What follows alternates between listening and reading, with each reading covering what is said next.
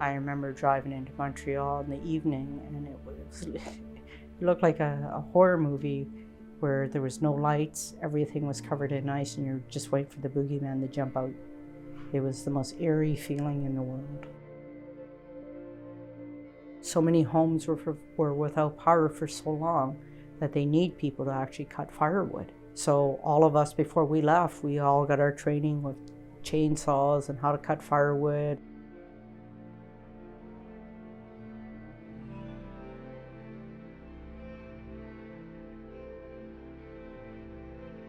I am Sgt Shirley Jew. I have 38 years combined service in the Canadian Armed Forces.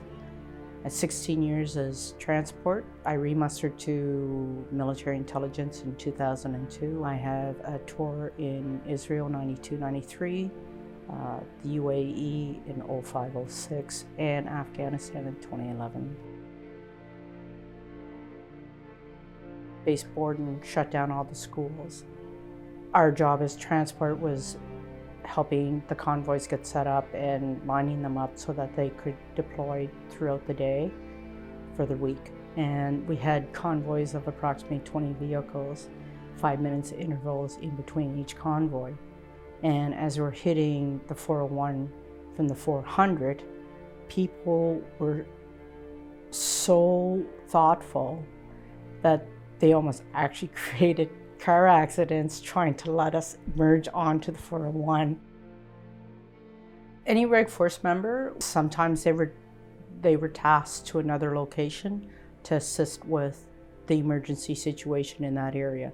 So their families are left and basically fend for themselves, and that's part of the joy of being in the military is understanding that when your country needs you, you have to put everything aside. Our group first initially deployed to Montreal, and from there we were dispersed to help other units. In my situation, I was tasked to join the engineers from Valcartier and go to Drummondville. They put us up in an armory, and our job was the towers. We helped build those, so that was pretty humbling. And other people were helping out seniors, long-term care facilities, or even schools that could get converted into hospitals. A lot of people cutting firewood and doing welfare checks on people, which was really important. I have friends that were in other areas, and they were telling me how everyone was sick with the flu, and all they spent was hours every day just helping people that were sick that couldn't.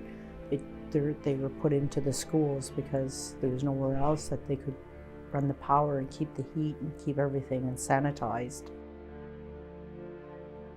They didn't speak English. One mass corporal spoke a little bit of broken English. So it was very interesting, and somehow we made it all work. A lot of waving, symbols. They drove in the back of my 2-ton truck, which is not allowed, not recommended. But due to the circumstances, we had no choice. So we went from Montreal to Drummondville with them in the back of my truck, the tarp closed up, and them freezing. We worked really great together. We would be up before the sun, and then we wouldn't get back to the armories until the end of the day. The only people we actually saw were some of the hydro guys that were brought in to help with the building the towers. The importance of what we did was a joint effort. They needed us to help them build the towers, because at the time when we started helping out, there was one crane. By the end of the day, there was 2 cranes because we were getting the towers up so quickly. I mean, if you think about how many people were without power for as long as they were, in the conditions they were, not just in Quebec, but in Ottawa, in Ontario, all these areas that were so greatly affected, to be able to all come together to get everything back, that was our goal. We couldn't have done it alone any more than they could have done it without us. So that is the lessons you learn about the importance of interagency communications.